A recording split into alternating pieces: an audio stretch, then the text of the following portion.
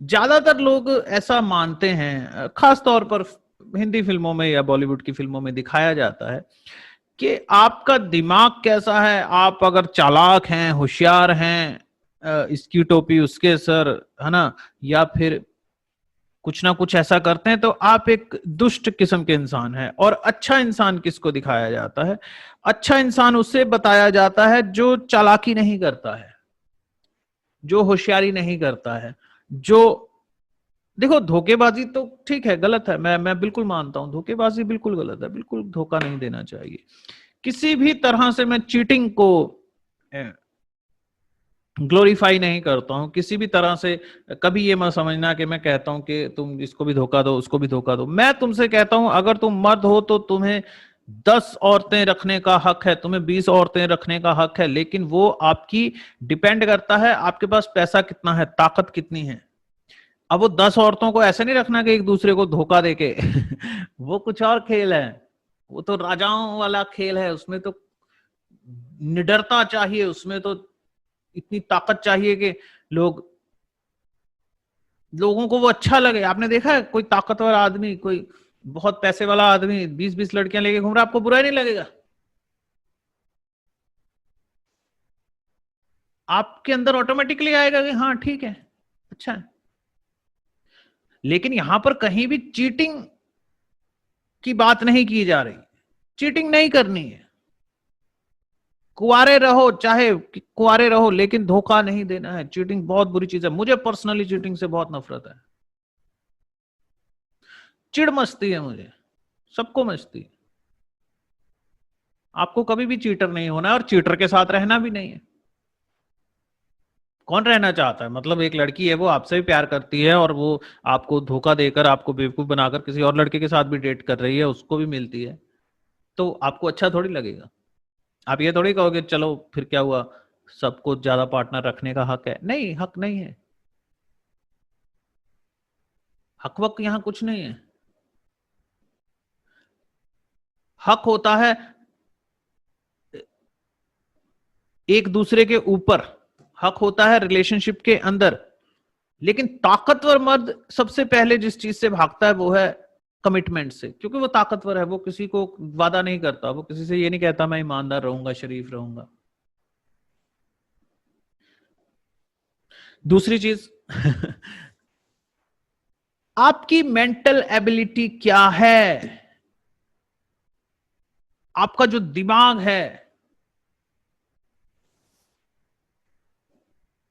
सिर्फ और सिर्फ उसी की ही वैल्यू है यहां पर। मेरी बात को बड़े गौर से सुनना। होता क्या है, लड़की होती है 15-16 साल की, बड़ी खूबसूरत, बहुत सारे लोगों से मिलती है या नहीं भी मिलती है, चलो वो किसी भी तरीके से, क्योंकि उसको कोई समझ थोड़ी होती है, किसी लड़की में ये समझ थोड़ी होती है कि अच्छा लड़का कैसा होता है, कहां मिलता है, तो वो बहुत सारे अलग तरीकों से लोगों को चुनती है। देखो मर्द और औरत में एक फर्क है, मर्द जब औरत को रखता है तो औरत थोड़ी बेवकूफ हो सकती है, चल जाता है, क्योंकि मर्द को उसके साथ ज्यादा कोई इतना ले देकर इतना उसका उसकी लाइफ पर फर्क नहीं पड़ता। मान लो मर्द ने एक औरत से शादी की जो बहुत खूबसूरत है, एकदम गोरा रंग है, एकदम लंबी चौड़ी है, एकदम उसको जो पसंद होता है लड़कों को, जैसा उसको पसंद है, जैसा सबकी अलग अलग चॉइस होती है, उसका काम चल जाएगा। चाहे उसकी पत्नी कितनी भी बेवकूफ है, चाहे उसकी गर्लफ्रेंड कितनी भी बेवकूफ है, नालायक है, वो उसके साथ लड़ लेगा, भिड़ लेगा, मगर उसका एक काम चल जाता है कि वो खूबसूरत है। लेकिन औरत के साथ एक बड़ी प्रॉब्लम है, खूबसूरती से उसको कुछ मतलब नहीं है, उसको चाहिए एक होशियार आदमी। तो आप यहां पर यह चीज तो अच्छी तरह समझ लो कि यहां लड़ाई चल रही है मेंटल एबिलिटी की, और लड़कियां उस तरफ ध्यान नहीं देती हैं कि कौन कितना दिमागी तौर पर कितना तेज है, होशियार है, चालाक है, प्रॉब्लम सॉल्वर है, समझदार है। ज्यादातर लड़कियां उस तरफ ध्यान नहीं देती, वो अपनी गेम खेलती रहती, उन्हें लगता है कि है ना सभी, उनको उनको देखो उनका पॉइंट ऑफ व्यू सारा सेक्स के ऊपर ही होता है। उनका पॉइंट ऑफ व्यू होता है कि लड़के सेक्स के भूखे होते हैं, उनको उसी से कंट्रोल करना है, पहले करना है या नहीं करना है, या इसको उसी गेम को चलाती रहती हैं, वही बंदे को बेवकूफ बनाती रहती हैं, है ना। नहीं करने दूंगी, करने दूंगी, नहीं करने दूंगी, नहीं करने दूंगी, फिर बंदा पीछे लगा रहता है। उन लड़कियों को ये तरीका मिल जाता है कि इनको अपने पीछे लगाने का, कि मैं सेक्स नहीं करने दूंगी तो अपने आप पीछे आएगा, मेरा कहना मानेगा, फिर मैं उसको करने दूंगी, फिर मैं बाद में नहीं करने दूंगी। तो ये बड़ी छोटी सी साइकोलॉजी है जो ज्यादा देर उनका साथ नहीं दे पाती। मेंटल एबिलिटी ही सब कुछ है। लोग कितने होशियार हैं। चलो हम ऐसा मानते हैं ना, 15 से 25 तक वो खूब खेली, खूब उसने एंजॉय किया लाइफ को, अच्छी बात है।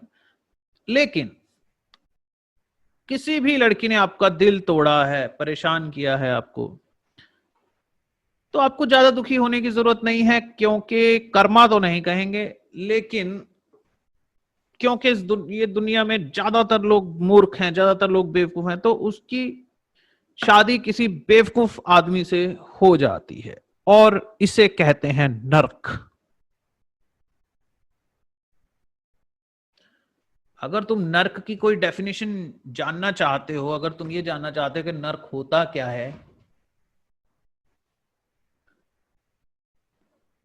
तो नर्क होता है भाई साहब बेवकूफ इंसान से शादी कर लेना।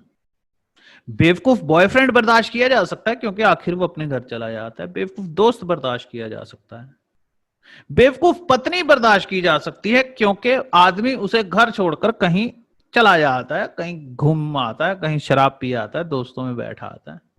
यहां मर्द और औरत की जिंदगी में एक बहुत बड़ा फर्क है। मर्द का बेवकूफ औरत के साथ चल जाता है क्योंकि उसने उसके इंटेलिजेंस का क्या करना है। मैं दोबारा बता दूं, यहां मैं बिल्कुल 100% सबकी बात नहीं कर रहा हूं, एक मोटे तौर पर मैं एक चर्चा कर रहा हूं। लेकिन एक औरत के लिए बहुत मुश्किल हो जाता है किसी बेवकूफ आदमी के साथ रहना। क्यों? क्योंकि वो उसी पर डिपेंड है। वो जीने, मरने, सोचने, समझने, खाने, पीने, हंसने, रोने, हर चीज के लिए वो 100% मर्द पर निर्भर करती है। ज्यादातर लड़कियां इस चीज की परवाह नहीं करती कि कौन समझदार है, कौन बेवकूफ है। हाँ चलो, वो जाने उनके साथ क्या होता है, हम सब कुछ ठीक नहीं कर सकते। लेकिन मैं आपको जो पॉइंट समझाने की कोशिश कर रहा हूं कि अगर लड़कियों को तुम अपनी तरफ आकर्षित करना चाहते हो, अगर तुम लड़कियों का दिल जीतना चाहते हो, अगर तुम उनसे प्यार करना चाहते हो, अगर तुम चाहते हो वो तुमसे प्यार करें, तो तुम्हें जिस चीज की तरफ सबसे ज्यादा ध्यान देना है वो है बुद्धि।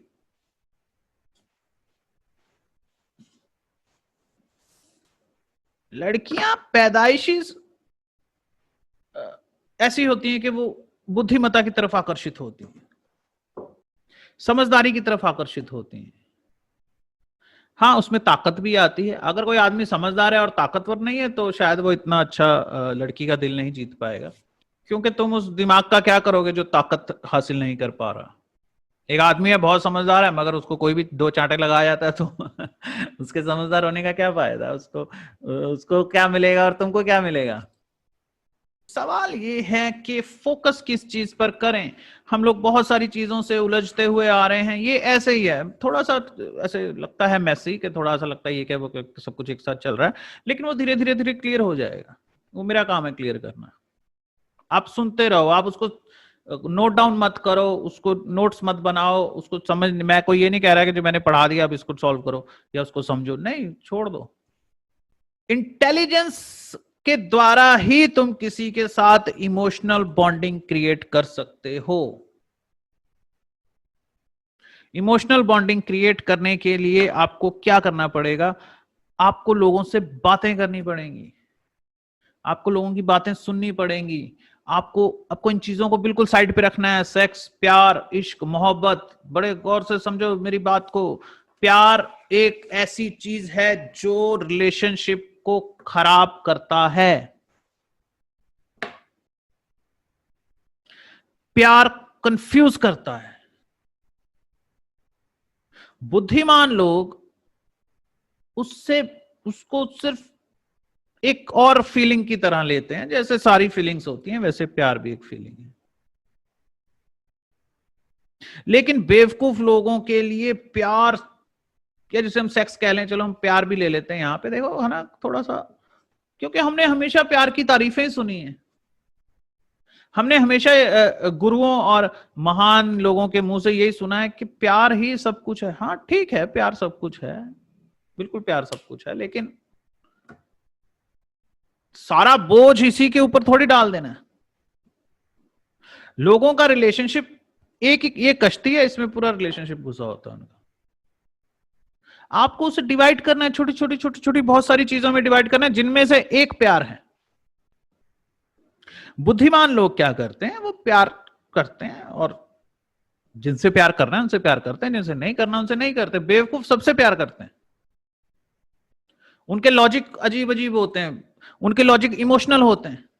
आपने एक चीज नोटिस की है, मूर्ख आदमी हमेशा अपनी मूर्खता को छुपाने के लिए या जस्टिफाई करने के लिए या उसको ठीक करने के लिए प्यार का बहाना लगाता है, इमोशनल होने का बहाना लगाता है। एक तरफ वो बेवकूफियां करता रहता है, आप उसको डांटते हो तो वो कहता है मुझे तेरी फिक्र है, मुझे तुम्हारी चिंता होती है, इसलिए मैं तुम्हारे काम में टांग अड़ाता हूं। आप उसको कितना भी डांट दो, वो जानता है मुझसे गलती हुई है, लेकिन वो एक कार्ड खेलता है, एक दाव खेलता है, एक पत्ता फेंकता है प्यार का, जिसमें सामने वाले का मुंह बंद हो जाता है, आपका मुंह बंद हो जाता है। होता है कि नहीं है?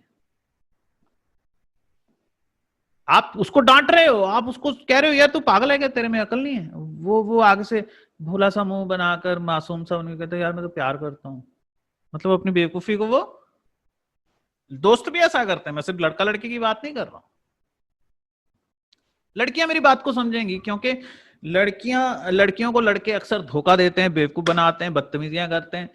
लेकिन जब लड़की आगे से उनको डांटती है या उनको कहती है तुम ये क्या कर रहे हो, तो वो इमोशन, एक प्यार का पासा खेलते हैं ना, क्योंकि उन्हें पता है लड़कियां इस चक्कर में फंस जाती हैं, पत्नियां खास तौर पर इस चक्कर में फंस जाती हैं। वो आपकी गलतियों को इग्नोर करती है, क्योंकि आपने प्यार वाला वो खेल लिया है दाव, आपने प्यार वाला पत्ता फेंका है।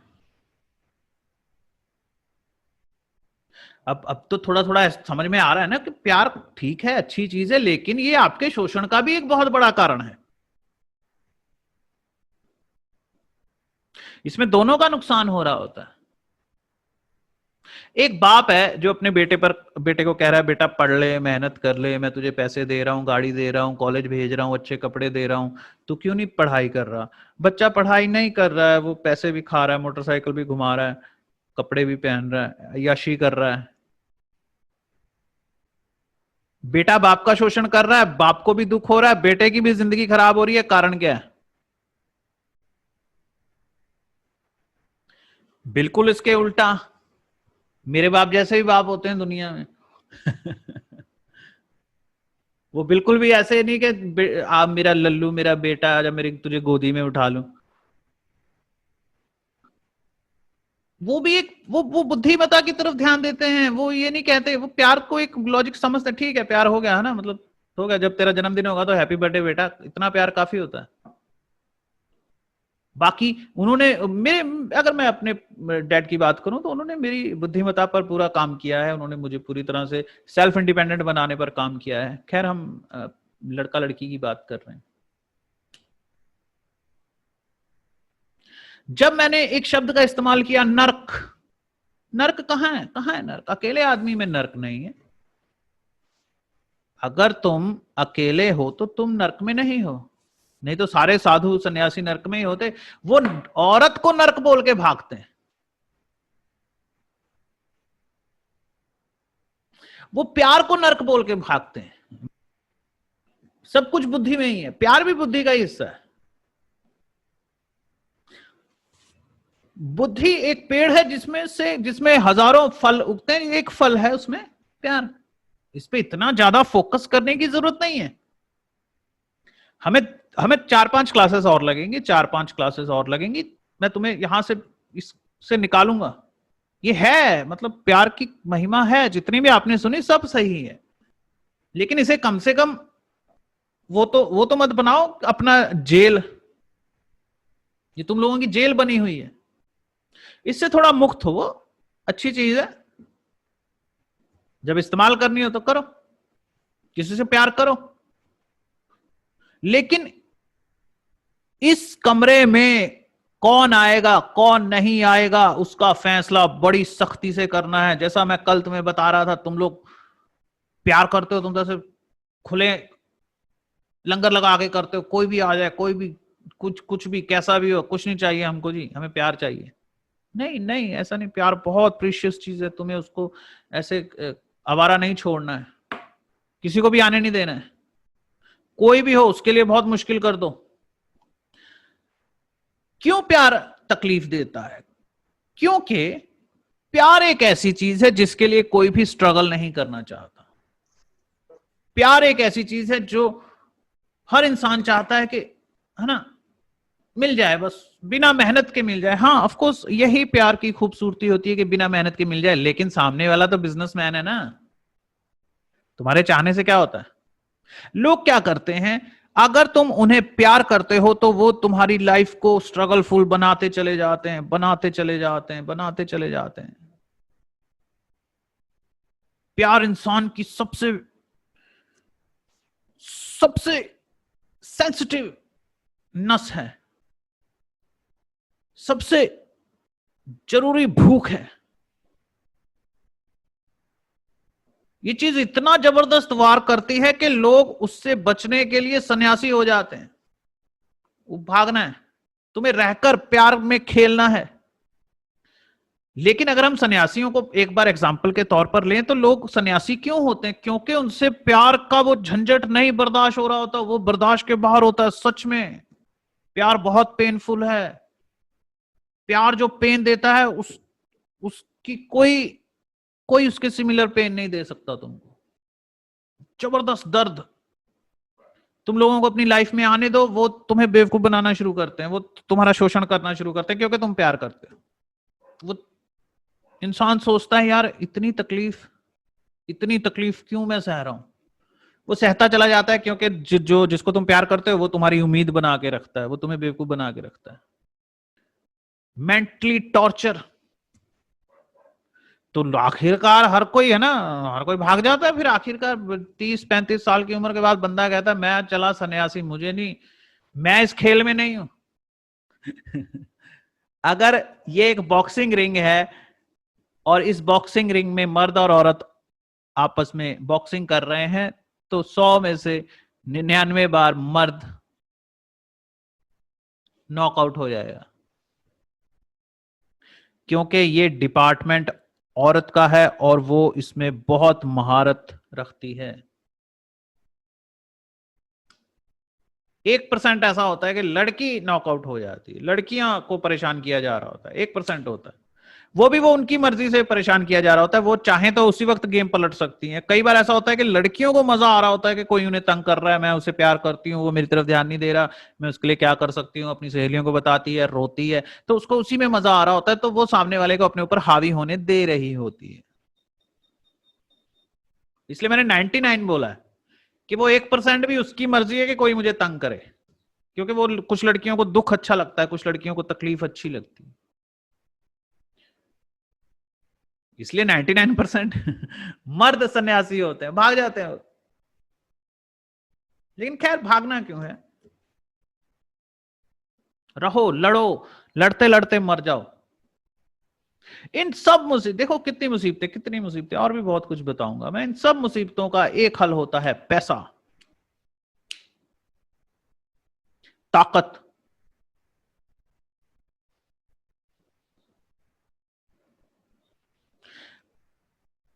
क्या प्यार पहले दिन से ही खतरनाक था? नहीं, लेकिन इंसान को यह तो पता है ना कि प्यार कितना इंपॉर्टेंट है। अब जो लोगों दूसरे देशों पर हमला करते हैं, जो लोग दूसरों को जीतना चाहते हैं, वो हर एक फॉर्मूला इस्तेमाल करते हैं दूसरों को हराने का, तो वो प्यार का इस्तेमाल क्यों नहीं करेंगे हथियार की तरह? तो क्या हुआ, आप लोगों ने एक चीज नोटिस की है, हिंदू धर्म में लव स्टोरी नहीं है।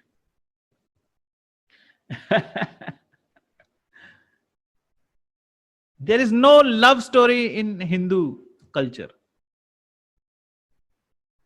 मुस्लिम्स में लैला मजनू है, पश्तो या आप यहां थोड़ा लगा लो पंजाबीज या टाइप में हीर रांझा है, क्योंकि वहां से भी बहुत हमलावर आए हैं। अंग्रेजों में रोमियो जूलियट है। कारण मैं आपको बता दूं, किसी किसी कौम को या किसी इंसान को, है ना, देखो सीधी सी बात है, प्यार और लड़ाई में, है ना, युद्ध में और मोहब्बत में सब जायज है, और ये बात सही है। तो प्यार को तो छोड़ो, युद्ध में तो सब जायज है ना। युद्ध में हम प्यार का इस्तेमाल कर सकते हैं, बिल्कुल कर सकते हैं। तो होता क्या है, जब दुनिया के बड़े बड़े हमलावरों ने सोचा कि दुनिया पर कब्जा किया जाए, दूसरों पर कब्जा किया जाए, तो वो क्या करते हैं, हमला करने से पहले लव स्टोरीज भेज देते हैं, प्यार की कहानियां, मोहब्बत की कहानियां, इश्क की कहानियां। मुस्लिम्स जब जहां जहां गए हैं मुस्लिम्स, वहां वहां मुस्लिम्स ने क्या किया है, पहले इश्क की कहानियां भेजी हैं, मोहब्बत की कहानियां भेजी हैं। नहीं तो मर्द को क्या प्यार की पड़ी है उसकी। हिंदू हिंदू में हिंदू हिंदू का मतलब है मेरा भारत से, मेरा मतलब है ना, क्योंकि अब वो समझाना पड़ता है, क्योंकि यहां पर कई अलग अलग संस्कृतियां हैं, तो हर संस्कृति को समझाने के लिए मुझे हिंदू वर्ड का इस्तेमाल करना पड़ रहा है, जो पहले से है। तो हिंदू लोगों में कोई प्यार नहीं था, मतलब प्यार जैसी, लव स्टोरी जैसी कोई बात नहीं थी। बचपन में उनकी शादी कर देते थे, यहाँ पर बचपन में शादी करना बहुत नॉर्मल चीज थी। और सेक्स को लेकर हिंदूज बहुत ओपन थे। तुम बिलीव करो कि अगर मुस्लिम्स से पहले या किसी भी बाहरी हमलावर से पहले भारत में सेक्स को लेकर इतनी टेंशन नहीं थी। यहां पर ऐसा भी चलता था कि पत्नियां अपने पति से इजाजत लेकर किसी और के साथ सेक्स करने जाती थी।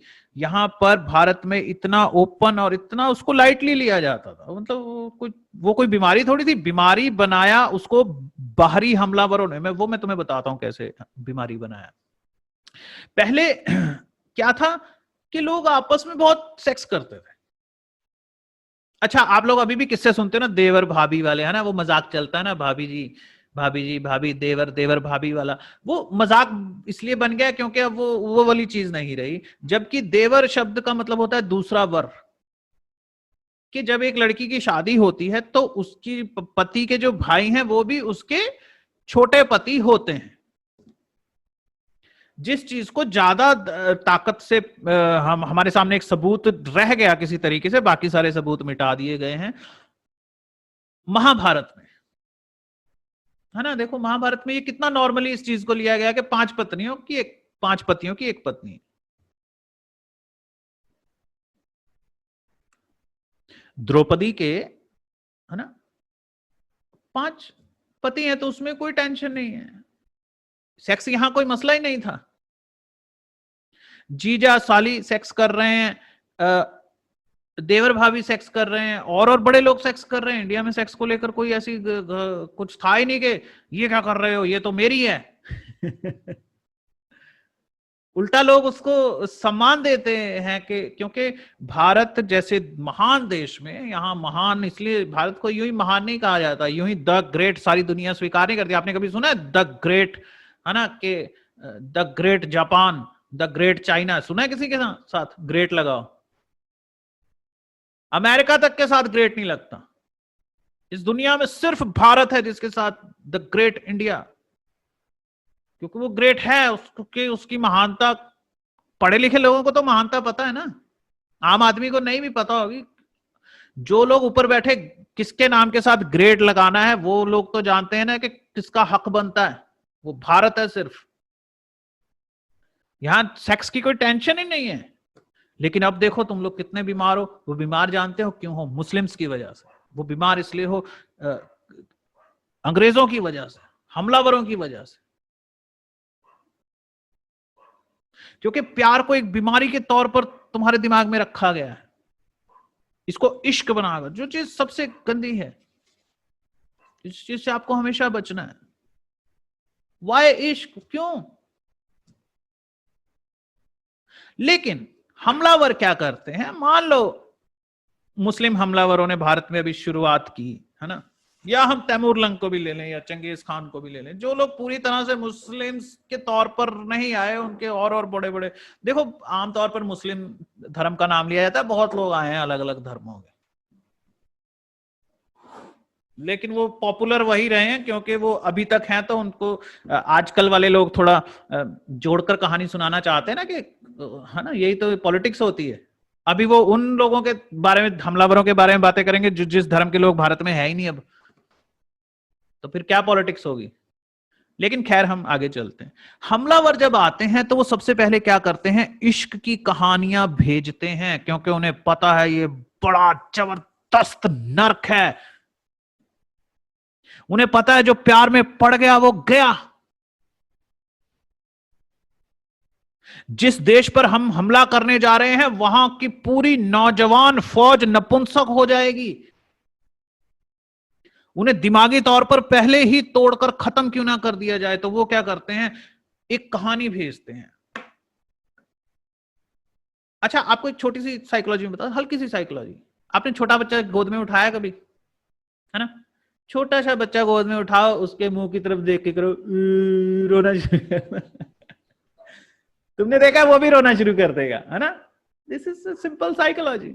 आप फिल्में देखते हो, उसमें हीरो रो रहा है, हीरोइन रो रही, तो आपके भी आंसू निकल आते हैं। वो अलग बात है कि आपके आसपास कोई बैठा हो तो आप नहीं रोवोगे, या आप बात को टालोगे, या आप कहीं और ध्यान लेकर जाओगे आपका, क्योंकि आपका रोना निकल रहा है। वो एक हिप्नोटिज्म है इतना पावरफुल कि उसके लिए बहुत एक्सपर्ट नहीं होना पड़ता, उसके लिए आपको बस रोना पड़ता है। लड़कियां शाहरुख खान को क्यों पसंद करती हैं? क्योंकि वो आंखों में पानी भर लेता है, एक सेकंड में उसकी आंखों में पानी आ जाता है, और वो भरे हुए गले से बात करता है तो वो रोने लग पड़ते हैं। क्योंकि ये तो सिंपल सी साइकोलॉजी है। आप एक बच्चे को रुला सकते हैं, गोद में उठाकर रो तो रोना शुरू कर देगा, आप हंसो तो वो हंसना शुरू कर देगा। वो साइकोलॉजी आम जवान लड़कों पर भी चलती है। तो फौजें क्या करती हैं, देखो हमें ऐसा लगता है, मैं आपको एक चीज बताना चाहता हूं कि मैं कोई ना पॉलिटिकल आदमी हूं ना धार्मिक आदमी हूं, तो आपको जानकर हैरानी होगी कि मुझे मुस्लिम्स बड़े पसंद हैं।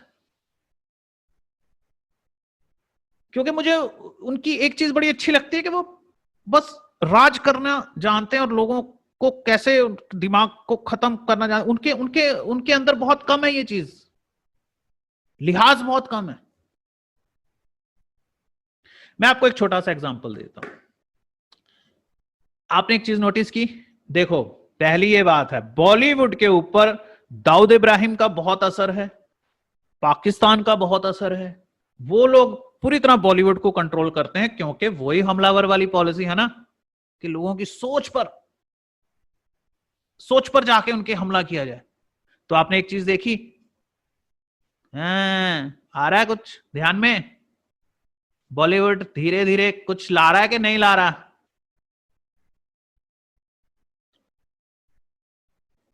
आज देखो, मुझे गे से कोई प्रॉब्लम नहीं है। अगर कोई बच्चा गे पैदा हुआ है, जो लोग गे पैदा होते हैं ना, तो उनके माँ बाप 7-8 साल की उम्र में अपने बच्चे को पहचान जाते, क्योंकि माँ तो फिर माँ होती है ना। माँ को क्या नहीं पता होता। अगर उसका बेटा गे है तो वो 8 साल 7 साल की उम्र में पहचान जाती है कि मेरे बेटे में कोई गड़बड़ है। अगर उसकी बेटी लेस्बियन है तो वो छोटी सी 8 साल की बेटी को देखकर माथा पकड़ लेती है कि ये तो है ना, ये तो बैक गियर में गाड़ी बन गई। अब तो ये पीछे को चला करेगी। माँ बाप को क्या नहीं पता होता, उनकी बात नहीं कर रहा हूं मैं। लेकिन एक बहुत बड़ी भीड़ बॉलीवुड पैदा कर रहा है। वो ऐसे दिखाते हैं गे को जैसे इट्स ओके। करण जौहर क्यों निशाने पर आया है? अभी उसकी तो बहुत बहुत उधेड़ना है उसको, करण जौहर को, क्योंकि वो जानबूझकर गेइज्म को, है ना, वहां प्यार से प्रमोट कर रहा है बिना पता लगने दिए। एक शो आ रहा था, उसमें रणबीर कपूर ऐसे डॉगी बना हुआ था, घोड़ा बन के वो ऐसे कुछ एक्टिविटी कर रहा था, तो वो पास में खड़ा कि करण जौहर कह रहा है ये तो मेरे वाला पोज है। मतलब तुम क्या मजाक कर रहे हो? तुम्हें पता है तुम्हारा मजाक पूरी दुनिया में घर घर बैठे बच्चे देख रहे हैं, मतलब तुम पागल तो है नहीं वो। फिर आपने देखा है वो दिखाते हैं कि जो फैशन डिजाइनर होते हैं वो ऐसे ऐसे करके बात करते हैं। तो तुम्हें पता है छोटे छोटे बच्चों पर कितना ज्यादा असर पड़ता है, क्योंकि बच्चे सोचते हैं इट्स नॉर्मल। वो सोचते हैं यार बड़े लोग ऐसे ही करते हैं, फिर क्या हो गया अगर मैं ऐसे ऐसे बात कर रहा हूं तो ऐसे, है ना। तो वो फैशन डिजाइनर को देखकर बच्चे फॉलो करते हैं और वो उनको गे बनते हैं। अब मैं बात कर रहा हूं कि 1% वो हो, लेकिन मास मीडिया क्या करता है, लगातार एक के बाद एक, एक के बाद एक, एक के बाद एक। बॉलीवुड, अगर इस देश में 100 गे हैं तो आप मेरा बिलीव कीजिए 100 में से 50 तो नकली गे हैं, वो गे नहीं है। गे अच्छे लोग होते हैं, गे इंसान होते हैं, जैसे हर इंसान इंसान होता है। हमें उनकी पूरी रिस्पेक्ट करनी चाहिए, वो जैसे भी है। मैं, मुझे बहुत से गे मिलते हैं, मैं उनको कभी नहीं कहता तू क्या लिपस्टिक लगा के घूम रहा है, तू क्यों मस्कारा लगा के घूम रहा है, तू चलता कैसे, अरे उसको चलने दो, जैसे भी चलता है, सबकी लाइफ है। लेकिन भारत में हर 100 में से 50 गे बॉलीवुड ने बनाए हैं, जानबूझ के, नकली। क्यों? क्यों भाई, क्यों? हाँ, अभी और तो कुछ कर नहीं सकता। ज्यादातर लोग ऐसा मानते हैं, खास तौर पर हिंदी फिल्मों में या बॉलीवुड की फिल्मों में दिखाया जाता है कि आपका दिमाग कैसा है, आप अगर चालाक हैं, होशियार हैं, इसकी टोपी उसके सर, है ना, या फिर कुछ ना कुछ ऐसा करते हैं तो आप एक दुष्ट किस्म के इंसान हैं। और अच्छा इंसान किसको दिखाया जाता है? अच्छा इंसान